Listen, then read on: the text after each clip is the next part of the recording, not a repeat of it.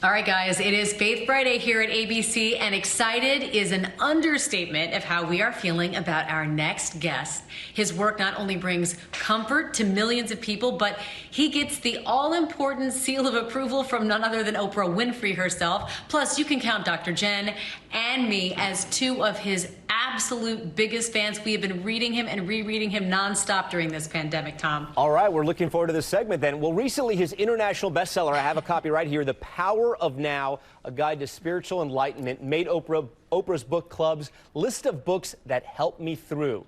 Spiritual teacher and author Eckhart Tolle joins us now. Welcome. Thank you, sir, for joining us. The Power of Now was written more than 20 years ago, and now we have tablets, we have the internet, we have social media, and yet people are still touched by your book to this day. Why do you think that is? Well, the book seems to have helped, continues to help many people to lead more fulfilled and happy lives. The message of the book is timeless. It's a rephrasing of what was actually an ancient teaching. The Buddha already spoke of the importance of mindfulness. Jesus talks about letting go of anxiety about tomorrow. He says, look at the trees, look at the birds, look at the flowers of the field, how they live. They're not concerned about tomorrow. They live in the present moment. So the book is about present moment awareness and present moment living. Most people seem to live almost exclusively through memory and anticipation without knowing it. They become conditioned at an early age to live through. It's always either they're remembering something from the past or looking towards the future, and they miss the most vital thing there is, in fact, the only thing there is in anybody's life, and that is the present moment. So the teaching that is contained in the book is about focusing attention more on the present moment so that you're not continuously burdened in your mind by past and future, which I call time. So the book is about timeless, a timeless state of consciousness that is a possibility for human beings that many ancient teachers have already pointed out, but it needs to be, apparently it needed to be retold and rephrased for contemporary audience. Yes, and Eckhart, I've had to re-listen to it multiple times. I'm a big runner, and you're in my ear as I'm running over these many months. And I don't think it's at all dramatic to say you've changed my life, because you talk about how there really aren't problems. There are just situations, and it's our mind that makes them problems and is thus the cause of unhappiness. Tell us how you can look at things. I got a flat tire actually today, and I was thinking about you, that it's just a situation, not a problem. How can we train our brains to look at it in a positive way, or at least in a neutral way? Yeah, that's a very important point.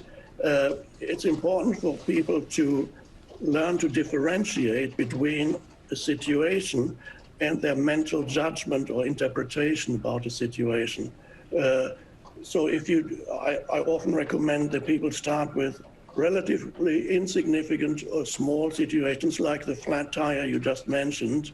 If the situation seems to bring up anxiety, upset, anger, whatever it may be, it may be helpful to ask yourself, how does this feeling of upset, anger, or anxiety arise?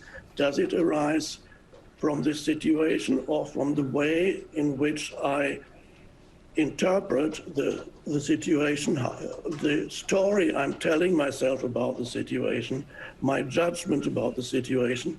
And then I recommend that people experiment with this a little bit, and next time you find yourself in a situation that seems to be upsetting or making you angry or fearful, ask yourself, how would I experience this moment if I did not add these thoughts to this moment, if I did not add this narrative that is telling me how bad this is, or it might get worse?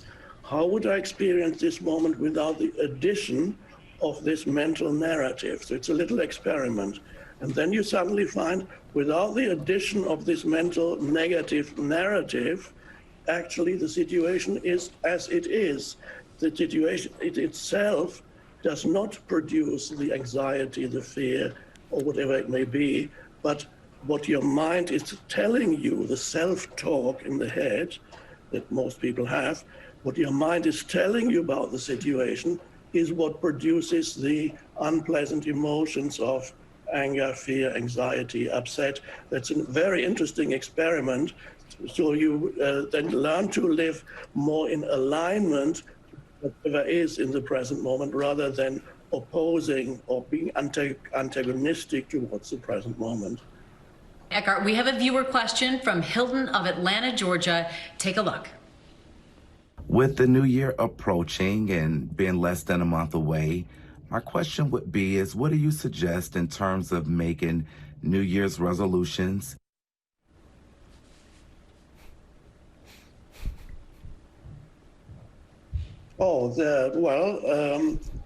It's very good to make resolutions for the coming year, for the future, to make plans and so on, but at the same time, not to forget appreciation of the present moment, which is all there ever is. So sometimes this is called gratitude of what you already have in this moment, in the present moment, to appreciate it fully, so that when the future comes, you can appreciate it, because the future only comes as when it comes. It's the present moment.